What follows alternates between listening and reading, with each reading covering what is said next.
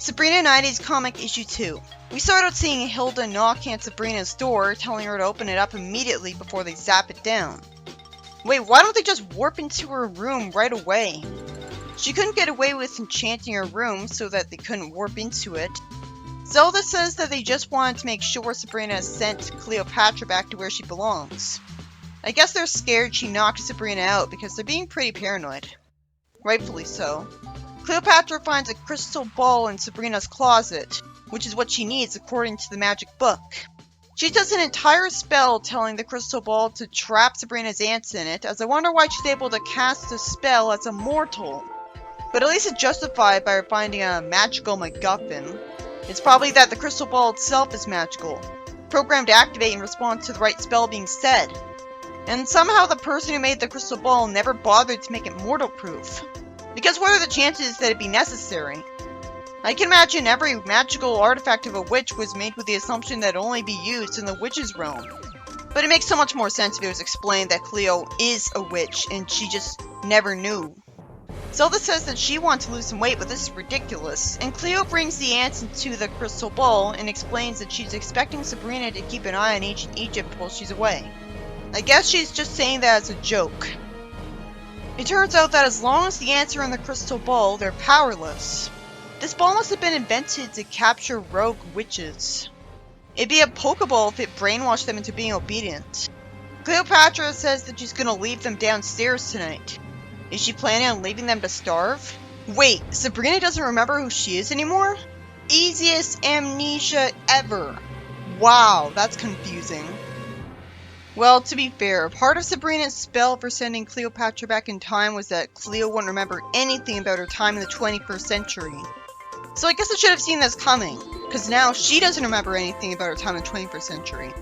So that makes more sense than Eggman and IDW having amnesia. At least magic is involved.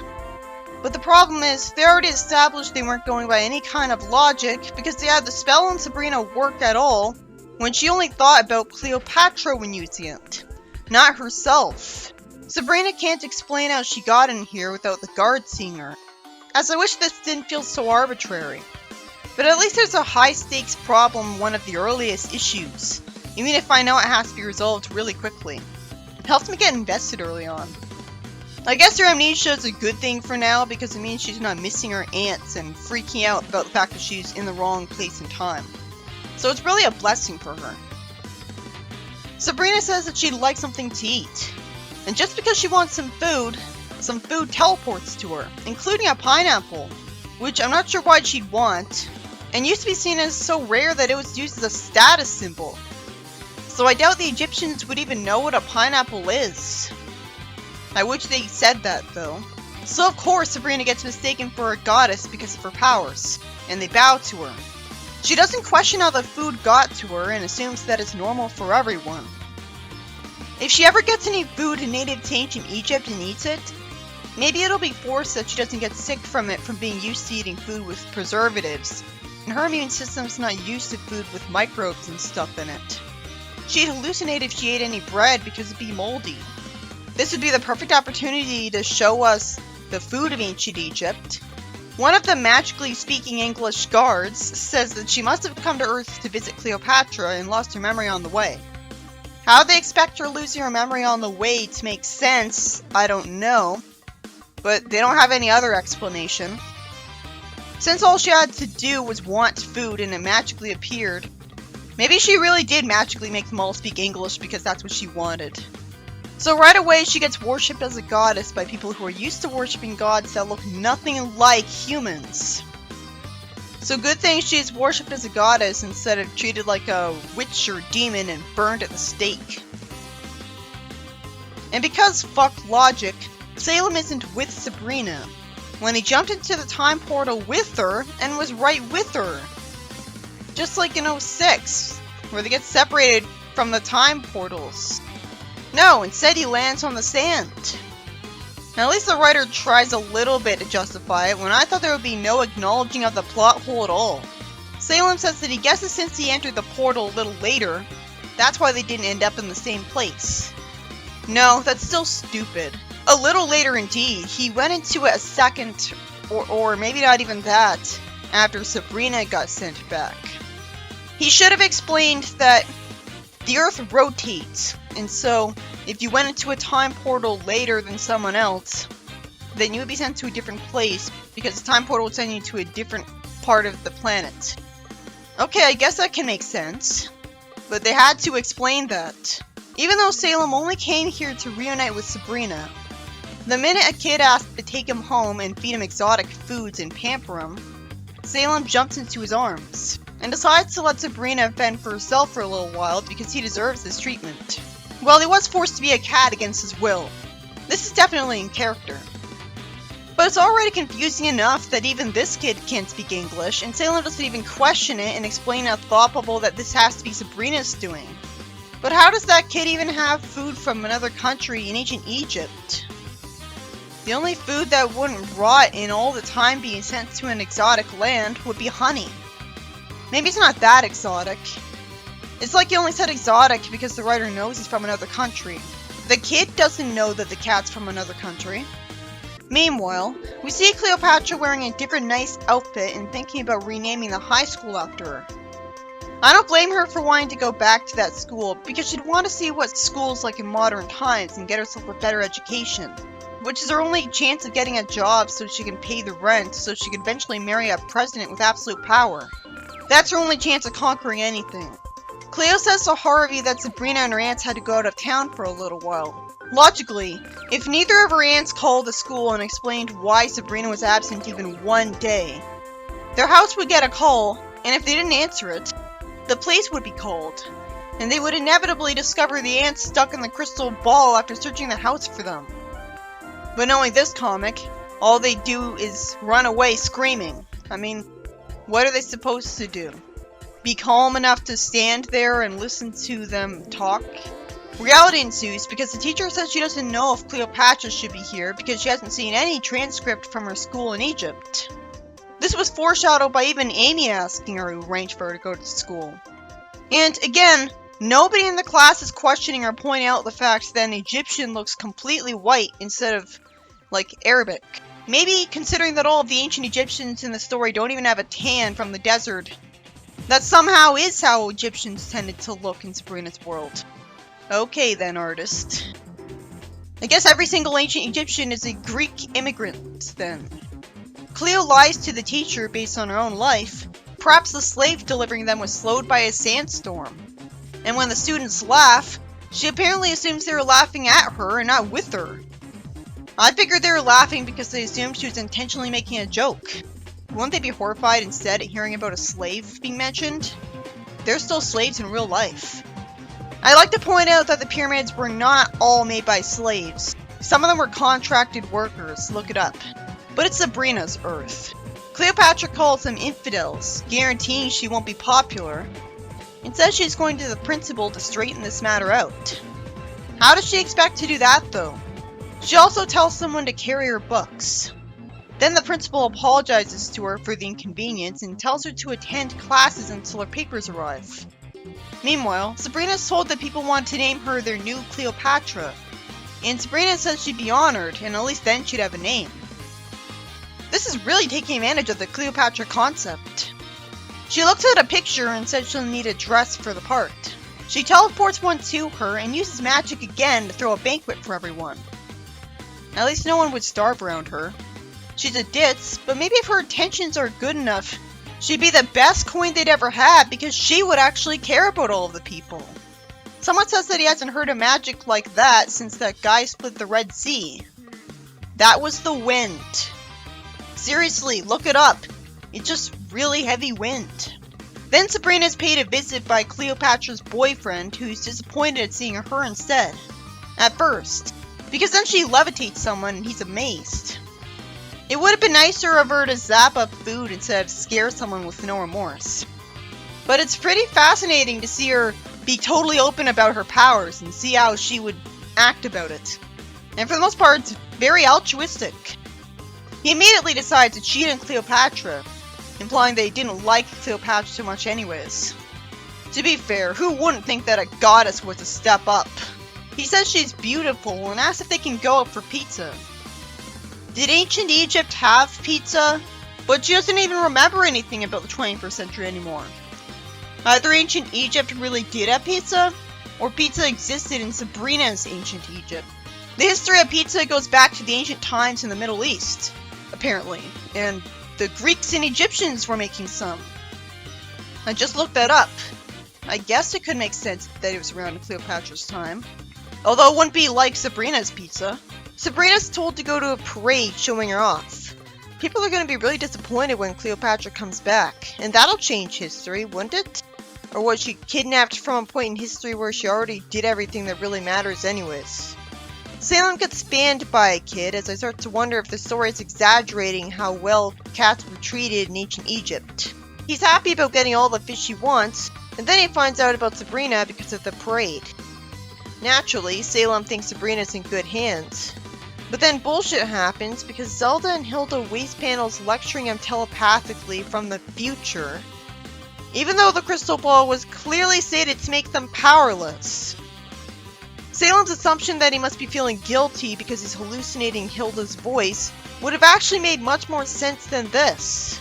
This Deus Ex Machina didn't even need to happen.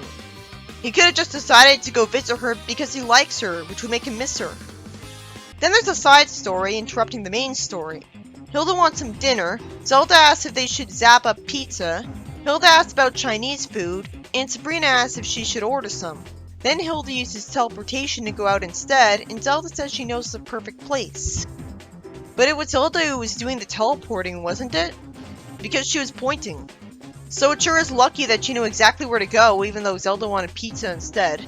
They teleport to China to get some food from a stand outside. Somehow they're probably going to be able to get that food despite only speaking English. But based on the signs being in English, that's not going to be a problem. I'm pretty sure the writer has to know that in China they don't have all the street signs being both English and Chinese, so he must be doing this on purpose.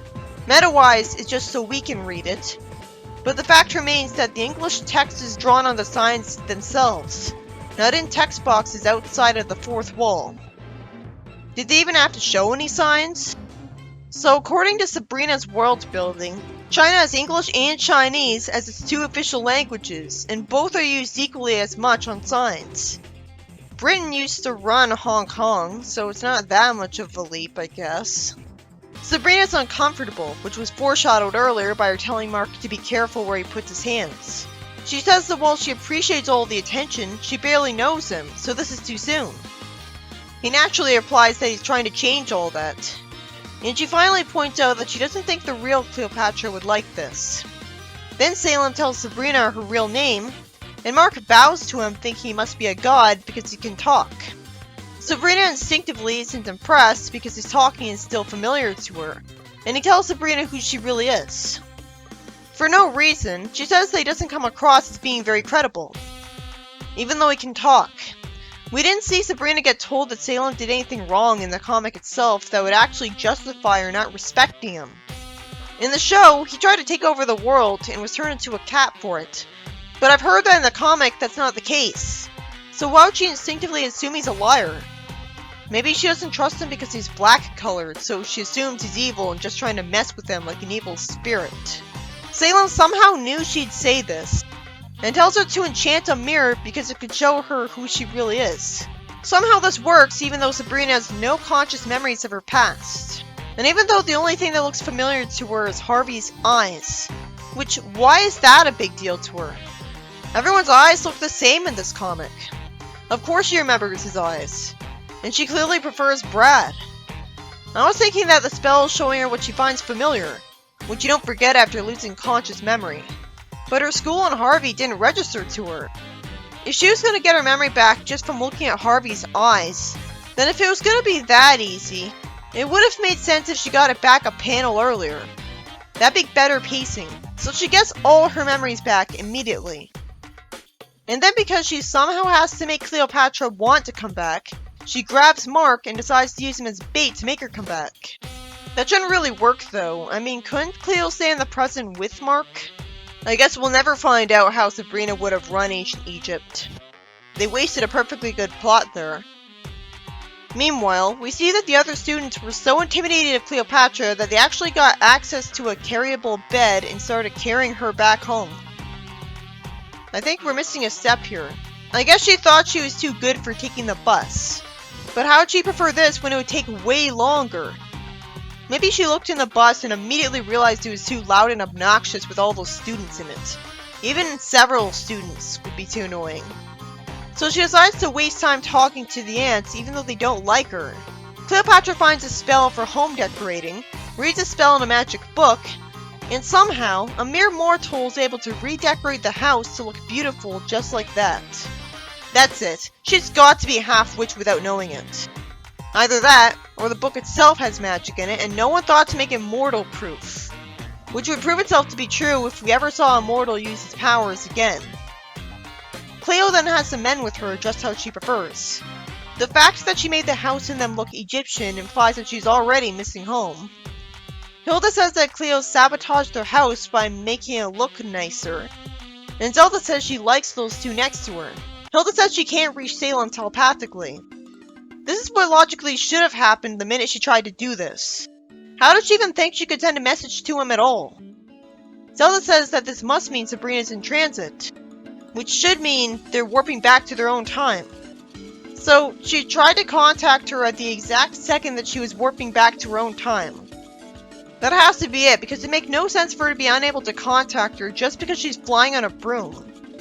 Sabrina says that this is fun, while Mark says he's going to be sick, and Salem asks why this is taking so long. Sabrina justifies that's because of Mark's weight.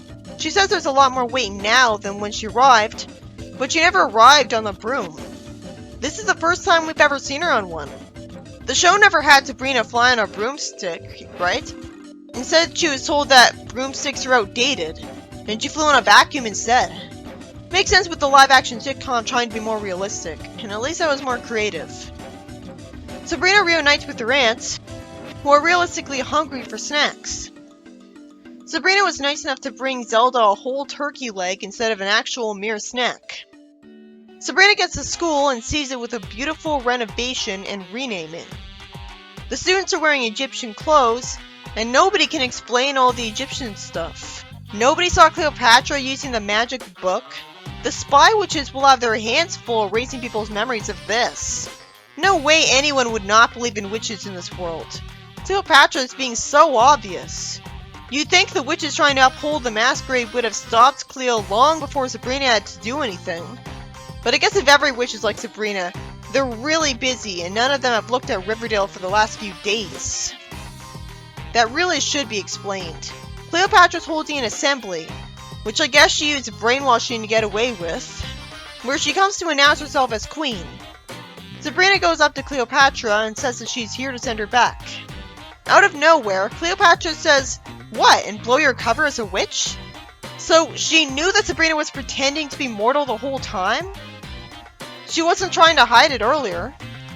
I guess Sabrina had cleared out the hall before Cleo had the chance to call her a witch. And the spy witches are going to erase their memories of her doing that. The whole time she was with Sabrina, I don't think Sabrina made it very clear to her that her being a witch is a secret. Sabrina says that the jig is up, wasting valuable time talking when she could have easily used her magic to freeze Cleopatra in place. So Cleo uses the magic book to trap a witch in a cage. Of course, she immediately gets herself free. This would have been intimidating if she was trapped in a cage that was enchanted so she couldn't get out. I guess she can't use the magic book to summon a second crystal ball. She runs out to the football field, and Sabrina says she'll stop her in her tracks, and she does so by throwing a football at her, when literally stopping her in her tracks with magic would have been way simpler and quicker. I guess she used magic to guarantee that she'd hit her accurately, so it was just as good anyways. Then it turns out that Cleopatra's made Harvey in a trance, and he calls her his and says he adores her because he's under her spell. The first issue of the comic tried to have us believe that witches can't use magic to make people fall in love. To be fair, Harvey's just saying this and is stuck blankly staring in a trance. That wouldn't qualify as actually being in love. It's more like he's under hypnosis. Sabrina couldn't get Brad to fall in love with her because she wanted him to love her, not simply be like this, which is easy to imagine, but might have not been what she was imagining. The story ends with Cleo being upset because Mark called Sabrina his love. This story, again by Dan Parent and Bill Gallagher, was about Sabrina being mistaken for a goddess and getting the attention of Cleopatra's boyfriend, and Salem telling her who she really is because she arbitrarily lost her memories, which had to happen so that she wouldn't have gone home a lot earlier.